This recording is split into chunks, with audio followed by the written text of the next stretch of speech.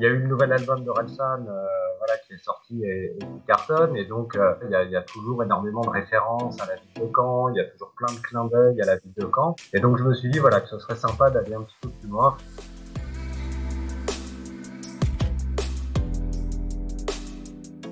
Donc c'est une visite qui va autant s'adresser à des jeunes ou des moins jeunes même, mais qui seraient fans d'Orelsan et qui souhaiteraient découvrir un petit peu cette ville de Caen dont il parle tant. Et en même temps, c'est une visite aussi qui peut s'adresser à des Caennais ou des personnes venues d'ailleurs qui voilà, connaissent un petit peu la ville, qui voudraient en apprendre un peu plus. Ça commence en gros au niveau du collège Henri Brunet. Et en fait, Orelsan parle beaucoup de Caen, mais il n'est pas né à Caen, il est né à Lens. Et la famille Cotentin, en fait, sa famille est arrivée à Caen quand son père a été nommé principal du collège Henri Brunet. Donc le collège Henri Brunet, c'est un peu le début de l'aventure d'Orelsan à Caen. Et du coup, pour moi, c'est le début de la visite.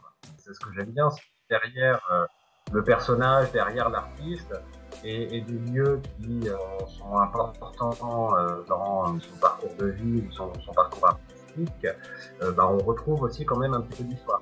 Ouais. Donc après la visite, elle passe par le port de Caen. Donc le port, il en parle beaucoup dans ses chansons. Donc au niveau du port de Caen, on a une salle de musique actuelle qui s'appelle le Cargo. Là où Orelsan en fait a fait ses tout premiers concerts.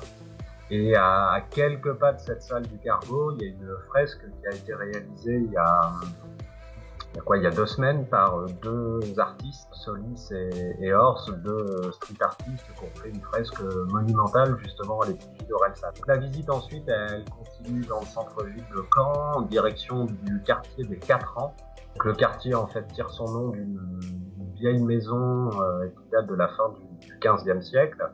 Et dans ce quartier des 4 ans, il y a un hôtel, l'hôtel des 4 ans, et donc c'est l'hôtel où Orelsan était veilleur de nuit lorsqu'il était jeune, étudiant, et donc il passait ses nuits à écrire des textes. C'est une manière aussi de raconter un petit peu ses débuts, ses années de galère aussi, avant de réussir à percer finalement dans la musique. Donc la visite, en fait, elle se termine devant le kebab. Ça m'a fait kiffer de travailler là-dessus et d'essayer de pousser un petit peu le truc et de me dire, voilà, on va essayer de sortir une visite qui soit assez originale, sympa. Et le but, c'est aussi de réussir à attirer des jeunes, des familles avec des ados, des jeunes, voilà, qui sont pas toujours forcément très friands de visites guidées, mais voilà, par l'intermédiaire d'un sujet comme celui-ci, réussir à attirer un autre public.